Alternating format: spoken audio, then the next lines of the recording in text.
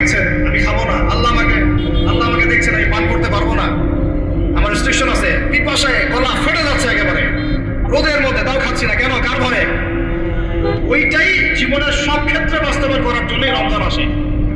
হাদিসের মধ্যে নবীজি বলেছেন যে ব্যক্তি রোজা রেখে অন্যায় কাজ ছাড়তে পারলো না, মানে আল্লাহর মাসিয়াত ছাড়তে পারলো না, কাবায়ের ফাওয়াহিশ এগুলো ছাড়তে পারলো না, অশ্লীলতা ছাড়তে পারলো না, মিথ্যা ছাড়তে পারলো না, বেহায়াপনা ছাড়তে পারলো না, তার না খেয়ে থাকায়, পানি না পান করায় আল্লাহর কিচ্ছু যায় আসে না।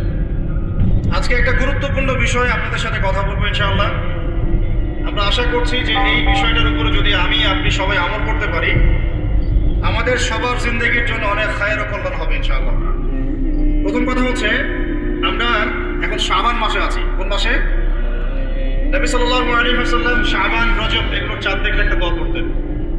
তিনি বলতেন আল্লাহুম্মা বারিক লানা, আমার সাথে বলেন আল্লাহুম্মা বারিক লানা ফি রজবিনা ওয়া ফি শাবানিনা ওয়া বাল্লিগনা রমাদানা।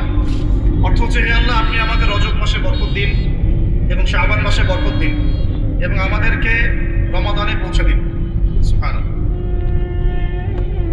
মুমিনের জীবনে যতগুলো ইবাদতের মৌসুম আছে, তার মধ্যে সবচেয়ে শ্রেষ্ঠ মৌসুম হচ্ছে রমাদান। সবচেয়ে শ্রেষ্ঠ মৌসুম কি?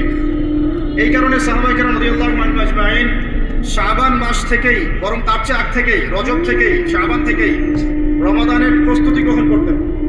কি করতেন?